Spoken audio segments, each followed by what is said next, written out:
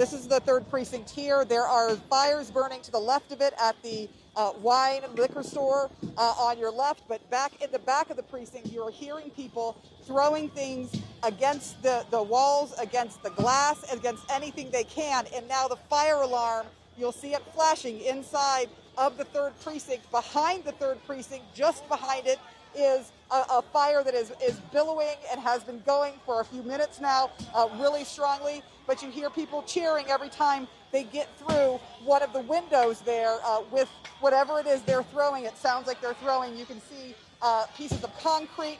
There's someone climbing up the wall right now of the back of the 3rd precinct, kicking the window in, trying to climb up the wall. People are trying to get in the building. We're listening to people say that they're trying to get into the building. There is now a person who, excuse me, sir, there is now a person who is going and trying to get physically into the 3rd precinct there at the bottom of the precinct. Now, at the very top of the precinct on the other side, there were police officers who were inside of that. The fires are getting closer and closer and closer to the 3rd precinct. That is the wine and spirit store, the Minnehaha wine and spirit store here, that is on fire on the other side. But you're also seeing now smoke billowing from inside of the 3rd precinct. You see that white smoke billowing outside of that, and you also see that fire alarm going off. Now, we know that there were officers in there not too long ago, so we're not sure of the status of how many officers are still inside or if they have evacuated yet, but we do know that just earlier there were officers standing on top of that roof, about 5 or 6 of them, who were throwing down all manner of things to try to separate the protesters. But now you are actually seeing smoke that is coming out of the 3rd precinct. Sarah, where are the police? You see the fire. We don't know. We are not seeing police out here right now. We have been seeing them standing on the top of the 3rd precinct. That's where they have been, throwing things down, trying to keep people from breaching. But now there are no police. There is no police presence. And Josh talked about that earlier. The police presence has gone to 0 at this point here outside of the 3rd precinct. How unusual is this? Because now fire has started. Let's cite the fire has started at the 3rd precinct. We're watching it be set right now. We're watching it go up in flames right now.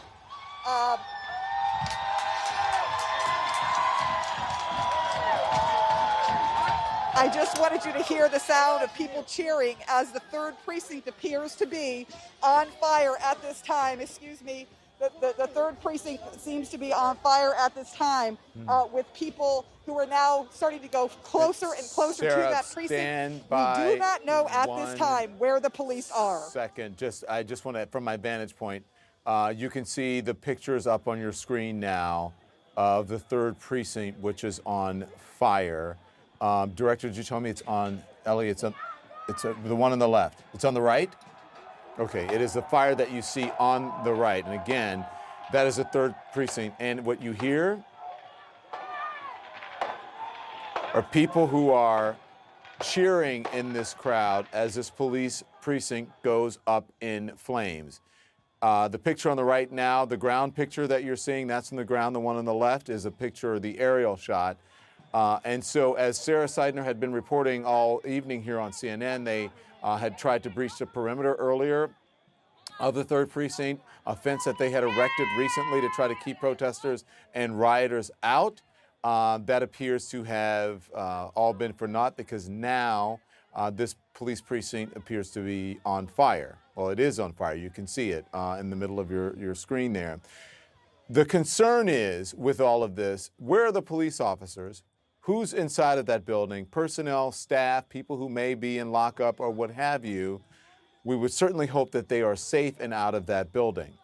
But these actions should not be happening, okay? Again, understand the anger, not the actions.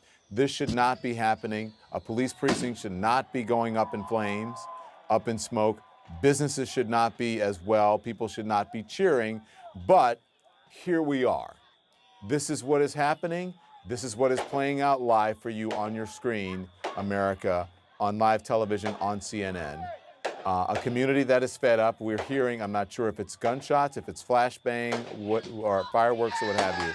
Let's get back now to the scene, to my folks who are on the scene. You can see the sign there that says Minneapolis Police, okay? So you know it is a police department. Sarah Seidner, talk to me. What are we hearing there? Yes. Okay, so those are absolutely not gunshots. Those are fireworks being fired off by the protesters. We are watching them being fired off directly in front of me. All of those sparkling lights that you see overhead, if you can see that, that is from fireworks. But we are definitely now seeing a fully on fire 3rd precinct here. That is clearly what's happening there. There have been boards that have been put up outside of the 3rd precinct, and those boards are on fire. But it looks like the fire has gotten even bigger at this point in time, and you can see protesters so close to the fire that they are getting hit with sparks from the fire coming off of that building.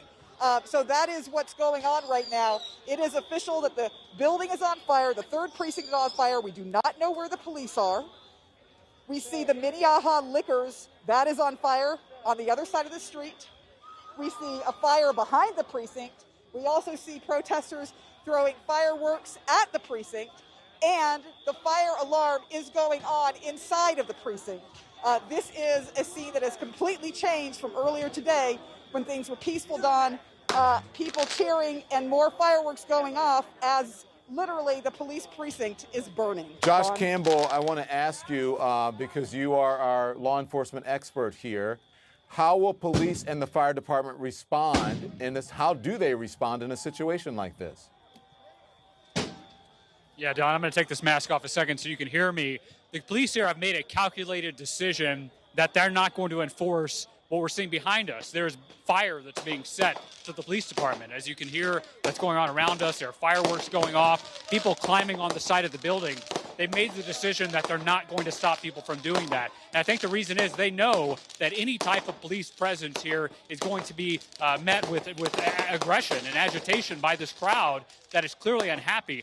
I can tell you, we were just 3 blocks away at a financial institution that was on fire. The fire department was there. They were keeping a distance. They were not moving in to fight this fire. Again, not wanting to put themselves in jeopardy or in danger with this crowd that's clearly agitated. This is beyond what we saw there earlier. We have a fire burning. You have people climbing on the building, shooting what looks like fireworks and rockets at the building. We looked inside the windows. You don't see police officers there. So I think what would likely happen here is the majority of officers who are at this location have probably left for their own safety. There might be a team that's still left behind. We saw people on the roof earlier. But I think, Don, what we're going to see is they're going to let this building burn. You're not going to see officers coming in. They know that the decision right now is you lose a building or you lose lives potentially. That's the calculation that they're making right now. So they're not going to try to control this fire. They're just going to let this burn, Josh? Is that what you believe the calculation is? That's what. Yeah, Don, we've seen no indication that officers or fire department, I'm scanning the crowd here because there's a lot going on. We've seen no indication that they're trying to either fight the fire or enforce the criminal activity going behind. This is looting. People are crashing through the windows here against, I've set the building on fire. I think they're making that calculation that they would rather lose a building than try to incite or inflame the situation even more than it has. What happens after that, we don't know. Whether they just let the building go and assume the crowd will disperse once they get tired after a number of hours. But so far, we haven't seen police officers staging. There have been no flashing lights. There was one helicopter overhead. It looks like it's now moved away. I think they're just letting the situation play out right now, Don, making that calculation that that's probably in the best interest of the community. And speaking of the calculation, why would one, stand by 1 second, Sarah. Listen to this. There's no siren at all, so there's no fire department coming. Last night, 3 or 4 showed up when the AutoZone was on fire. This is definitely, as Josh said, a calculated decision. Not a single fire truck is here. Right on. Josh, and that leads into my next question. If you guys can answer this, it appears that the police department, they must be outmanned in order for it to get to this point. I know that they had asked, at least in St. Paul, for the National Guard to come and help. So apparently the department is not big enough to handle this, or not equipped to handle these sorts of demonstrations. Is that what we're seeing playing out here, Josh? Yeah, Don, if you think about what a police precinct is, this isn't where the police officers hang out all day. This is certainly the headquarters for this area, but police officers are dispersed. They're out patrolling the community, so you don't typically have a large presence of people inside a facility like this to begin with. You look at the crowd, there are hundreds and hundreds of people here, cars lined up, it looks like still trying to get to this location, clearly outmanned. I don't know if they had an influx of officers throughout the city that they would be able to control this crowd right now in any successful way. It's just there's too much going on here right now. But again, you go back to what is actually inflaming this situation. It's people that are angry with the actions of the police. So if you had that infusion of officers here right now, trying to push these people back, trying to conduct arrests, I think they know that this would turn dangerous and deadly very quickly, not only for the officers, but also obviously for the people that are here in the community. This is one of those situations that's not easy to control. If it were easy, this would be resolved already right now. But I assume that the police chief right now, police officials are making that determination that they're not bringing in the crowd control. They're not bringing in the riot police. They're going to, lose a piece of property here, it looks like, as this fire continues to move out. But they're not wanting to obviously inflame the situation even more. Not that they could, Don, even if they had enough officers, because Sarah and I, as we stand here, are just surrounded by hundreds and hundreds of people.